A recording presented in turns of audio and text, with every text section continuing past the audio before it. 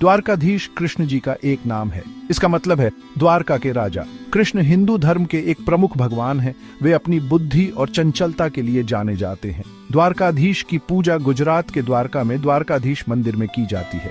यह मंदिर एक प्रसिद्ध तीर्थ स्थल है। यह हिंदू धर्म के 7 पवित्र शहरों में से एक है, जिसे सप्तपुरी कहा जाता है।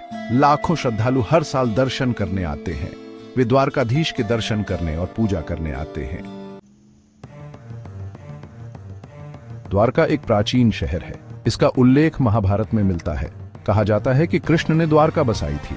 उन्हें अपनी प्रजा के लिए एक नए घर की जरूरत थी। वे दुष्ट राजा जरासंध से भाग रहे थे। द्वारका एक शानदार शहर था। यह एक द्वीप पर बनाया गया था। शहर में खूबसूरत महल और बगीचे थे। यह शांति और समृद्धि का स्थान था।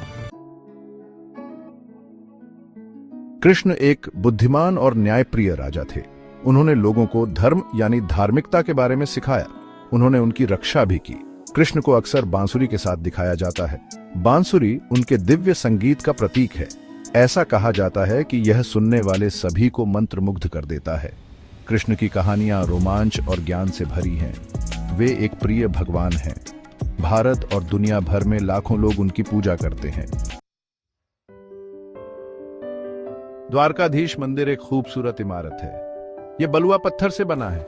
मंदिर में बहुत सुंदर नक्काशी है। यह प्राचीन भारतीय वास्तुकला का एक शानदार उदाहरण है। मुख्य गर्भगृह में द्वारकाधीश की मूर्ति है।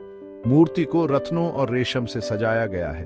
मंदिर के अंदर का वातावरण शांत और आध्यात्मिक है। ये एक ऐसी जगह है जहां भक्तों को ईश्वर से गहरा संबंध महसूस होता है। द्वारकाधीश से जुड़ी कई कहानियां प्रचलित हैं। एक कहानी बताती है कि कैसे कृष्ण ने गोवर्धन पर्वत को उठाया था। उन्होंने इंद्र के क्रोध से ग्रामीणों की रक्षा के लिए ऐसा किया था। एक और कहानी कृष्ण की असुर राज नरकासुर पर विजय की है। ये कहानियां कृष्ण की शक्ति और करुणा को दर्शाती हैं। ये भारतीय पौराणिक कथाओं का एक अभिन्न अंग है। ये पीढ़ी दर पीढ़ी चली आ रही है। भाग 6 द्वारका का महत्व।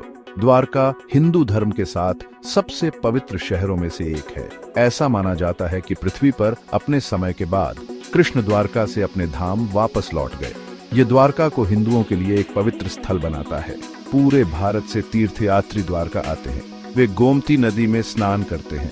वे द्वारकाधीश मंदिर में आशीर्वाद लेते हैं। भाग 7 द्वारकाधीश मंदिर के त्योहार। द्वारकाधीश मंदिर में कई त्योहार मनाए जाते हैं। जन्माष्टमी, कृष्ण का जन्मदिन, सबसे महत्वपूर्ण है। मंदिर को रोशनी और फूलों से सजाया जाता है। भक्त भजन गाते हैं और प्रार्थना करते हैं। वे खुशी और भक्ति के साथ कृष्ण के जीवन और शिक्षाओं का जश्न मनाते हैं। भाग 8 द्वारकाधीश एक कालातीत प्रतीक। द्वारकाधीश बुराई पर अच्छाई की जीत का प्रतिनिधित्व करते हैं। वे प्रेम, करुणा और धार्मिकता का प्रतीक हैं। उनकी शिक्षाएं आज भी प्रासंगिक हैं।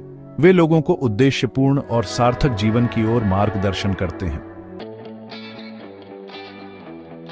भाग 9 निष्कर्ष स्थायी विरासत।